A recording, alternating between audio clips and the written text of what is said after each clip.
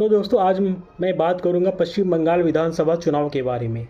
यह चुनाव न केवल राज्य बल्कि पूरे देश में एक महत्वपूर्ण माना जा रहा है। पश्चिम बंगाल में कुल 294 विधानसभाओं की सीटें हैं। इस बार मतदान 23 अप्रैल और 29 अप्रैल 2 चरणों में होगा और परिणाम 4 मई को घोषित करे जाएंगे।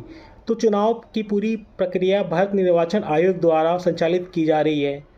इनका उद्देश्य सुनिश्चित है कि मतदान निष्पक्ष, शांतिपूर्ण और लोकतांत्रिक तरीके से संपन्न कराना। चुनाव हमारी लोकतंत्र की सबसे बड़ी ताकत है और हर वोट महत्वपूर्ण है। राजनीतिक माहौल इस तरह पूरा गर्म हो चुका है। इस बार मुकाबला टीएमसी और बीजेपी के बीच डायरेक्ट माना जा रहा है। इसके अलावा भारतीय राष्ट्रीय कांग्रेस और कुछ क्षेत्रीय दल भी कुछ सीटों पर लड़ेंगे। ममता बनर्जी सत्ता में वापस के लिए रैलियां करती जा रही है, जनसभाएं कर रही है। वहीं बीजेपी भी पूरे राज्य में प्रचार अभियान चला रही है और सत्ता में आने का दावा कर रही है। ताज़ा खबरों के अनुसार टीएमसी ने पुरानी अपनी 75 विधायकों के टिकट को नहीं काट दिया है और नए उम्मीदवार को मैदान में उतारा है।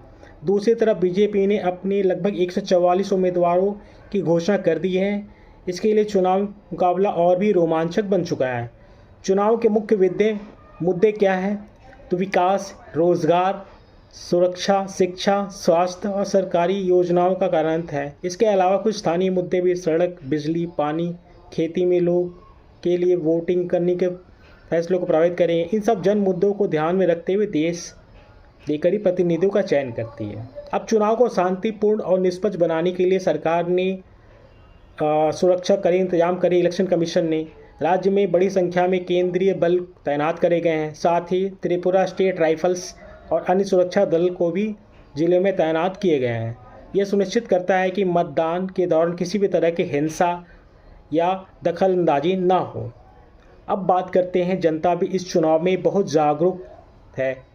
लोग अपने मतदान का सही उपयोग करना चाह रहे हैं। उम्मीद ये करी जा रही है कि मतदान प्रतिशत इस बार पहले से काफ़ी अधिक हो।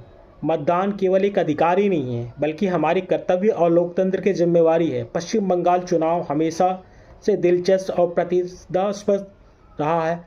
इस बार चुनाव परिणाम किसी भी पार्टी के लिए आसान नहीं होगा। चुनावी रणनीतियाँ, उम्मीदवारों के लिए लोकप्रियता और स्थानीय मुद्दों का असर नतीजों पर सीधा पड़ने वाला है। इस चुनाव के नतीजे न केवल राज्य की राजनीति तय करेंगे बल्कि देश की राजनीतिक संतुलन पर भी काफ़ी असर पड़ सकता है। यही वजह है कि चुनाव पूरे देश की निगाहों इस पर टिकी हुई है। अंत में यही कहना चाहूँगा कि पश्चिम बंगाल विधानसभा चुनाव में लोकतंत्र की ताकत जागरूकता का प्रतीक है। कुल 294 सीट है, ठीक है। जीतने के लिए 148 सीट चाहिए।